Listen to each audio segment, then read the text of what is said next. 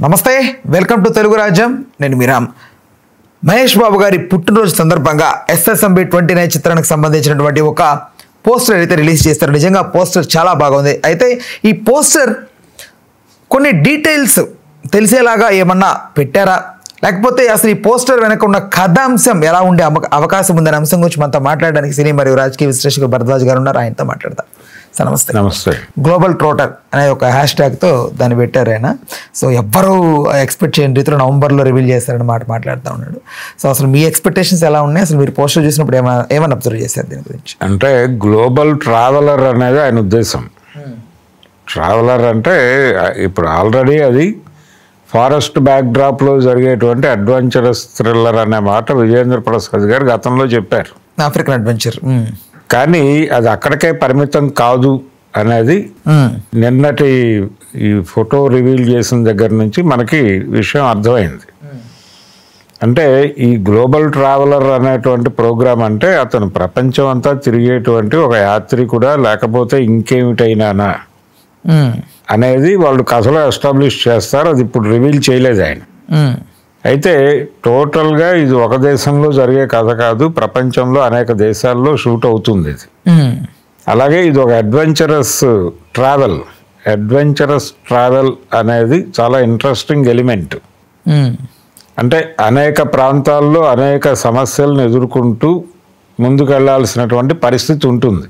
ఈ adventurous travel అనే దాని మీద కాన్సన్ట్రేట్ చేసి ప్రాపర్గా తీస్తే జనాలు విపరీతంగా కనెక్ట్ అవుతారు అనేది వాస్తవం. అదొక అద్భుతమైన ఫార్ములా. ఆ ఫార్ములాని అంత ఇంట్రెస్టింగ్గా నడపగలిగితే, ఇప్పుడు మొన్న వచ్చినటువంటి హరిహర వీరమల్లు సినిమా కూడా ఒరిజినల్ కాన్సెప్ట్ అదే. ఒక అడ్వెంచరస్ ట్రావెల్గా బందర్ నుంచి ఢిల్లీ వరకు, లేదు ఆ పులిచింతల దగ్గర కొల్లూరు నుంచి ఢిల్లీ వరకు ఒక వజ్రం ట్రావెల్ వెళ్ళటము తిరిగి రావటము అనే ఒక అడ్వెంచరస్ ట్రావెల్ని షూట్ చేయటం కోసం ఆ కథ రాసుకున్నాడు ఆయన, క్రిష్. కానీ అది ఇంకో ట్రాక్లోకి లాక్కెళ్ళి దానికి గందరగోళం చేశారు. ఈ అడ్వెంచరస్ ట్రావెల్ అనేది అంతా కూడా టేకింగ్కి సంబంధించి చేతకానితనంతో జనాలకి ఏమాత్రం క్యూరియాసిటీ లేకుండా తీసి ఇబ్బంది పెట్టారు. అలా కాకుండా ప్రాపర్గా చేస్తే అది డెఫినెట్గా వర్కౌట్ అయ్యేటువంటి ఫార్ములానే. ఆ ఫార్ములాని ప్రభావవంతంగా చేయబోతున్నాడు రాజమౌళి అనేది మనకి మొన్నటి పోస్టర్ వాళ్ళు రివీల్ చేసినటువంటి లుక్తో అర్థమైంది. దానిలో మెడలో ఆయన వేసుకున్నటువంటి ఆ మాలలో అన్నీ కూడా చాలా స్పష్టంగా శైవానికి సంబంధించిన సింబల్స్ ఉన్నాయి. ఇవన్నీ నంది ఇవన్నీ ఉన్నాయి దీనిలో. ఇవన్నీ ఉండటం వెనకాల సౌత్ నుంచి మొదలైనటువంటి ప్రయాణం, అంటే తెలుగు సినిమా నుంచి మొదలైన ప్రయాణం ఇది. రాజమౌళి కథే అనుకుంటే తెలుగు సినిమా నుంచి మొదలైనటువంటి రాజమౌళి ప్రయాణం ఇప్పుడు ప్రపంచ మార్కెట్లోకి ఎంటర్ అయ్యే స్థాయికి వెళ్ళింది. ఇది సుదీర్ఘమైన ప్రయాణమే. ఇలాంటి ఓ సాహసోపేతమైనటువంటి ప్రయాణం ఒక సౌత్ ఇండియన్ ఇక్కడే మొదలవుతుంది కథ. దక్షిణ భారతదేశంలో మొదలై అది ప్రపంచ దేశాలన్నీ చుడుతుంది. ఈ చుట్టడానికి కావలసినటువంటి ఎలిమెంట్ ఏమిటి అనేది వాళ్ళు రివీల్ చేయలే. కానీ ఈ ట్రావెల్ అంతా కూడా అనేక సాహసాలు ఉంటాయి, అనేక అడ్వెంచరస్ ఉంటాయి. ఈ అడ్వెంచర్స్ మధ్యలో నుంచి కథ నడుస్తుంది. ఇది చాలా గ్రాండియర్గా చేయాలి అనుకున్నాడు, చేస్తున్నాడు ఆయన. ఆ మధ్య మనం ఒక ఎడారిలో షూట్ ఒకటి లీక్ అయిన సీన్ చూసాం. అందులో వీల్ చైర్లో ఒక అతను కూర్చోంటే మోకాల మీద కూర్చోబెడతారు మహేష్ బాబుని. కూర్చోబెట్టారు కదా. పృథ్వీరాజ్ సుకుమార్ అని ఉన్నాడు ఈ సినిమాలో, మాధవన్ ఉన్నాడు. వీళ్ళు మాత్రమే కాదు, ప్రియాంక చోప్రా, వీళ్ళు మాత్రమే కాదు, దీనిలో అనేక దేశాల నుంచి కూడా ఆర్టిస్టులను తీసుకుని నటింపజేసేటువంటి ప్రయత్నం జరుగుతోంది. అంటే అంతర్జాతీయంగా దీన్ని ఇతర భాషల్లో, ఇప్పటివరకు ఇంగ్లీష్లోకి డబ్ చేయటం లాంటి కార్యక్రమాలు కూడా మనం పెద్దగా ఫోకస్ చేయలే. ఇండియా లెవెల్లో లాంగ్వేజెస్లోకి మాత్రమే మనం సినిమాని పంప్ చేస్తున్నాం, మోస్ట్లీ ఒక 5-6 అంతే. ఇది కాకుండా ప్రపంచ భాషల్లోకి తీసుకెళ్లే ప్రయత్నం కూడా జరుగుతోంది. గ్లోబల్ సినిమాని ఎమర్జ్ చేసి గ్లోబల్ మార్కెట్లో తానేమిటి అనేది ప్రూవ్ చేసుకున్న తర్వాత ఆయన హాలీవుడ్లోకి ఎంట్రీ ఇస్తాడు. దానికి సన్నాహాలు ఇవి. ఈ సినిమా నుంచి ఆయన పడుతున్న కష్టం అంతా కూడా గ్లోబల్ మార్కెట్ దృష్టికి తనని తాను తీసుకెళ్లటం కోసం చేస్తున్న కసరత్తుగానే చూడాలి. ఎంత అనుకుంటున్నారు సార్ బడ్జెట్ ఇది సుమారుగా మీ ఎక్స్పెక్టేషన్ ప్రకారం? వాళ్ళు చెప్పడం 1000 కోట్ల వరకు అంటున్నారు. 700 నుంచి 1000 అన్నారు. బట్ 700 నుంచి 1000 అంటున్నారు. 700 లోపే కంప్లీట్ చేస్తాడు ఆయన, అంతకంటే అవదు. జనరల్గా ఈ మధ్య ఏదైనా సరే కొంచెం పెంచి చెప్పడం అనేది నడుస్తున్నటువంటి ఆచారమే. ఇది కాదు, వాళ్ళు టార్గెట్ వరల్డ్ వైడ్ కలెక్షన్స్ని విపరీతంగా పెంచటం. అంటే పాన్ ఇండియా మార్కెట్లో తెలుగు సినిమా 1800 కోట్లు కలెక్ట్ చేయగలదు అనేది ప్రూవ్ అయిపోయింది. ఇది చాలదు, దీన్ని 3 ఇంతలు పెంచాలి. దీన్ని 3 ఇంతలు పెంచాలంటే గ్లోబ్లో ఎంత ఏరియాని వీళ్ళు కాంకర్ చేయాలి అనేది అర్థం చేసుకుని ఆ మార్కెట్లన్నీ బద్దలు కొట్టాలి. ఇప్పుడు ఆ బాధ్యత భుజాన్ని వేసుకుని ఈ సినిమా చేస్తున్నాడు.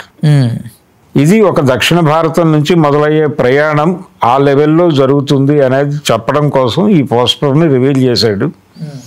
మిగిలిన వివరాలన్నీ నవంబర్లో చెప్తానని చెప్పాడు. నవంబర్లో ఒక వీడియో కూడా రిలీజ్ చేస్తానని చెప్పాడు ఆయన. అదే దాంతో ఇంకొంచెం క్లారిటీ వచ్చేటువంటి అవకాశం ఉంటుంది. ప్రస్తుతానికైతే మీరు అనుకుంటున్న హిందూ మైథాలజీ ఏదైనా టచ్ చేయబోతున్నాడా దీంతో? మైథాలజీ అనేది ఖచ్చితంగా ఉంటుంది రాజమౌళి సినిమాలో. మైథాలజీ అంటే మైథాలజీగా ఉండదు, అది కోఇన్సిడెంటల్ గా జరుగుతూనే ఉంటుంది ప్యారలల్ గా. అంటే ఒక పౌరాణిక రెఫరెన్స్ ఉండాలి ప్రతి కథకి. అలా ఉన్నప్పుడే దానికి ఒక బలమైనటువంటి ప్రజామోదం దొరుకుతుంది అనేది మన పాత సాంప్రదాయమే. ఇప్పుడు ఎన్టీ రామారావు గారి వేటగాడు అనే సినిమా ఉంది. అది చాలా పెద్ద హిట్ సినిమా, ఇండస్ట్రీ రికార్డులు బదులు కొట్టిన సినిమా. అది కూడా పౌరాణిక నేపథ్యం ఉన్న కథే. మనం వినాయక చవితి వ్రతకల్పంలో చెప్పుకుంటూ ఉంటారు శమంతక మనోపాఖ్యానం అని. అదే వేటగాడు సినిమా. అలా పౌరాణిక రెఫరెన్స్లు ఉంటాయి సినిమాల్లో. ఆ పౌరాణిక రెఫరెన్స్ దీనిలో కూడా కనిపించవచ్చు మనకి. అనేక పద్ధతుల్లో అది కనిపించవచ్చు, ఉంటుంది. ఆ విషయం ఆయన దాచిపెట్టుకునే మనిషిం కాదు, చెప్పాడు. శైవాన్ని అంటే శైవం రిఫ్లెక్ట్ అయ్యేలాగా అవన్నీ కనిపించినాయి, నంది అవన్నీ. ఇవన్నీ చూస్తే మనకి ఇది సౌత్ ఇండియా నుంచి మొదలవుతున్న ట్రావెల్ అనేది ఒక యాంగిల్. ఇక్కడ నుంచి ఒక హిందుత్వ నుంచి మొదలైనటువంటి ప్రయాణంగా కూడా చూపించవచ్చు. మోస్ట్లీ శైవం అనే పదం ఎక్కువ అటు పైన మన దేశం ఉత్తరప్రదేశ్, వారణాసి, అది దక్షిణం నుంచి మొదలైనటువంటి వ్యవహారం. దీన్ని కలుపుకోవడానికి జరిగినటువంటి కార్యక్రమంలో భాగంగా శంకరాచార్యుడి ప్రయాణంలో నుంచి అది అక్కడ కనిపించడం మొదలైంది. కానీ ఇక్కడ నుంచి మొదలైంది అది. ఓకే, అందుకని ఇక్కడ నుంచి మొదలైన ప్రయాణం చెప్పడం కోసం ఆయన ఆ ఎలిమెంట్ని వాడుకున్నాడు, అంతే. అంతకు మించి ఏం లేదు. కథలో పౌరాణిక రెఫరెన్స్లు ఉంటాయి. బిగ్ స్కేల్ షోలే కూడా పౌరాణికమే. అదే షోలేలో కూడా పౌరాణిక రెఫరెన్స్లు చాలా ఉంటాయి. Right sir. అంటే ఇప్పుడు రాజమౌళి గారు ఏదైనా సినిమాకి సంబంధించి ఇప్పటి వరకు ఆయన ఎప్పుడు గోప్యంగా పెట్టలేదు. అన్ని సినిమాలు టైటిల్ చెప్పేవాళ్ళు, స్టోరీ లైన్ ఎలా ఉండబోతోంది అనేది ముందుగా వచ్చేది, ఇదంతా ఉండేది. బట్ ఇది ఈ సినిమాకి మాత్రం కనీసం పూజ సెరమనీ కూడా, విజువల్ కూడా బయటికి రానివ్వాలి వాళ్ళు. పూజ కూడా చెప్పుకున్నారుగా ఆయన విజయేంద్ర ప్రసాద్. ఇది ఫారెస్ట్ బ్యాక్డ్రాప్ లో జరిగే యాక్షన్ థ్రిల్లర్ అనే మాట చెప్పాడు కదా ప్రపంచానికి. కాబట్టి వాళ్ళు పెద్దగా దాచుకోవడానికి ఏం ప్రయత్నం చేస్తున్నట్టుగా లేదు. కాకపోతే కొంత క్యూరియాసిటీ ఇంకా రివీల్ చేయడానికి టైం ఉంది కాబట్టి ఇప్పటి నుంచే చర్చలు ఎందుకు పెట్టాలి అనే ఉద్దేశంతో ఉన్నారు వాళ్ళు. నవంబర్ నుంచి మొదలవుతుంది. రైట్. రేపు సంవత్సరం రిలీజ్ అవుతుంటారా? అది నెక్స్ట్ ఇయర్ రిలీజ్ అవుతుంటారా? నెక్స్ట్ ఇయర్ రిలీజ్ అనేది వాళ్ళు కాన్ఫిడెంట్గా ఏమీ చెప్పలేదు. కనీసం 3 ఏళ్ళు అయినా టైం పడుతుంది. 3 years టైం తీసుకుంటాడు ఆయన. రైట్. ఓకే భరద్వాజ్ గారు, థ్యాంక్ యూ. హలో, తెలుగు రాజ్యం ఛానల్ చూస్తున్నారా? సామాజిక, రాజకీయ, జీవన చిత్రణే తెలుగు రాజ్యం. అతిశయోక్తులు, అసత్యాలు ఉండవు. రాజకీయ కోణం కాదు, ప్రజా కోణమే కొలబద్ద. తెలుగు రాజ్యం వీక్షణ మీ ఉత్తమ అభిరుచికి నిదర్శనం.